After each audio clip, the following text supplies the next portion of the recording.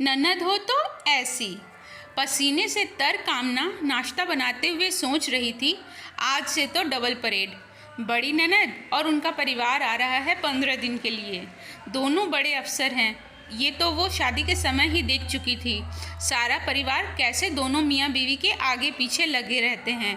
भाभियों और मौसियों ने भी उसे विदाई के समय चेता दिया था कि तेरी नंदे बहुत तेज़ हैं। भला हो वो लोग दूर दूर रहते हैं, पर अभी भी घर पर उन्हीं का राज चलता है। तू अपने पति को वश में रखना, नहीं तो बहुत पछताएगी। और हाँ, ज़्यादा सीधी भी मत बनना। कामना और रवि की शादी अभी पिछले महीने ही हुई थी। शादी के बाद सभी तुरंत चले गए थे, इसलिए किसी से भी खास मुलाकात नहीं हो पाई थी। अब छुट्टियों में सभी ननद एक के बाद एक आने वाली है। कामना सोच रही थी कि पता नहीं क्या क्या बनाना पड़ेगा और कितना बनाना पड़ेगा। उसे तो ज़्यादा कुछ बनाना भी नहीं आता। सासू माँ ने रसोई में कदम रखते हुए कहा, कहाँ खोई हुई हो? देखो दूध गिरने वाला है, गैस बंद कर दो। तुम्हारी तबीयत तो ठीक है? इतना पसीना क्यों आ रहा है? जा पंखे के नीचे बैठ जा और तबीयत पर ध्यान दे। बाकी का काम मैं कर लूँगी। कल से तो बेटा काम थोड़ा ज़्यादा हो जाएगा और वो हमें ही मिलकर करना होगा। जमाई जी को दिन में 7-8 बार चाय पीने की आदत है। शाम को चाय के साथ नाश्ता। कल से घर में मेला लगने वाला है, तेरा भी मन बहल जाएगा। सासू माँ बहुत ही उत्साहित होकर बोले जा रही थी और कामना सोच रही थी कि मेले में अकेले काम करके किसी का मन कैसे बहल सकता है। नीचे कमरे से हंसने बोलने की आवाज़ सुनकर कामना की आंख खुली। उसने घड़ी की ओर देखा। रात के 2:30 बज रहे थे। पलंग से रवि भी नादारत था। जब वह नीचे आई तो देखा पूरा परिवार बैठकर चाय पी रहा है।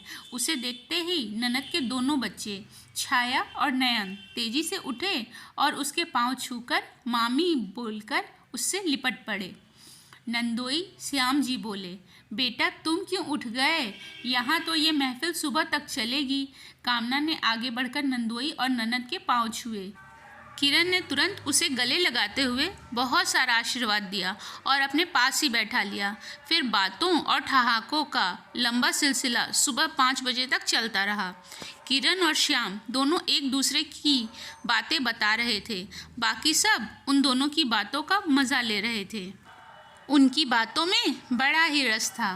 कामना के लिए ये एक बिल्कुल नया अनुभव था। उसे लग रहा था जैसे बरसों से इन लोगों को जानती हो। 5 बजे के बाद सभी सोने चले गए। किरण ने कामना से कहा, आराम से सोना, कोई जल्दी उठने की ज़रूरत नहीं। संडे है, आराम से 11 बजे तक नाश्ता खाएंगे। कामना की आँख खुली तो 9 बज चुके थे। कामना जल्दी से फ्रेश होकर नीचे पहुंची। रवि, बच्चे और श्याम जी घर पर नहीं थे। सासू माँ के कमरे से टेलीफोन में बातचीत की आवाज़ आ रही थी। कामना ने सुना छोटी ननद पूछ रही थी, दीदी भाभी कैसी है? अब हम फ्री होकर आ तो सकते हैं ना? क्या लगता है तेरे को? मम्मी तो हमेशा भाभी की तारीफ़ ही करती रहती है। साल में 1-2 बार आना होता है, कहीं वो भी तो नहीं रुक जाएगा? किरण ने कहा, अभी तो सीधी साधी लग रही है, आगे का किसने देखा है? सासू माँ बोली, बेटा मैंने 2 बेटियाँ दी हैं और 1 लाई हूँ। मेरे लिए तो तुम सब एक समान हो। वो तुम लोगों से कैसा रिश्ता रखेगी ये तुम लोगों के व्यवहार पर निर्भर करता है। कामना को सासू माँ के ये विचार सुनकर खुशी हुई। तभी बाहर बच्चों की आवाज़ आई और कामना उस ओर चली गई।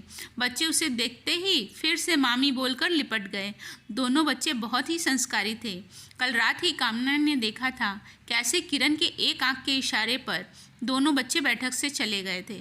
रवि नाश्ते में जलेबी, समोसा और पोहा लाया था।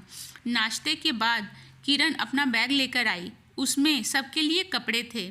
किरण ने 7-8 साड़ियाँ कामना के सामने रख दी और बोली, तुझे जो भी पसंद है रख ले। मुझे तेरी पसंद नापसंद का पता नहीं था, इसलिए जो भी मुझे पसंद आया ले आई। दुकानदार को बोल कर आई हूँ, भाभी को पसंद नहीं आया तो सब वापस कर दूँगी।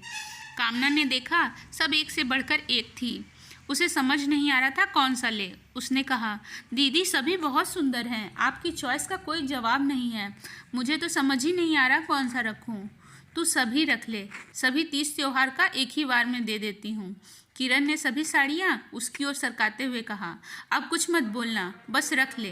किरण ने दूसरे दिन से ही घर के सभी कामों में कामना का हाथ बटाना शुरू कर दिया था।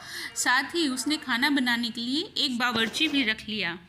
उसका कहना था कि छुट्टियां बनाने आए हैं, खाना और बर्तन धोने में ही सारा समय निकल जाएगा, तो बातें कब करेंगे, एंजॉय कब करेंगे। किरण जहाँ भी जाती अपने साथ कामना को भी लेके जाती थी। कामना देख रही थी कि किरण और श्याम जी जहाँ भी जाते वहाँ हंसी खुशी का माहौल बना देते थे। सभी लोग उनके आगे पीछे घूमते रहते थे। दोनों में रत्ती भर का भी अभिमान नहीं था।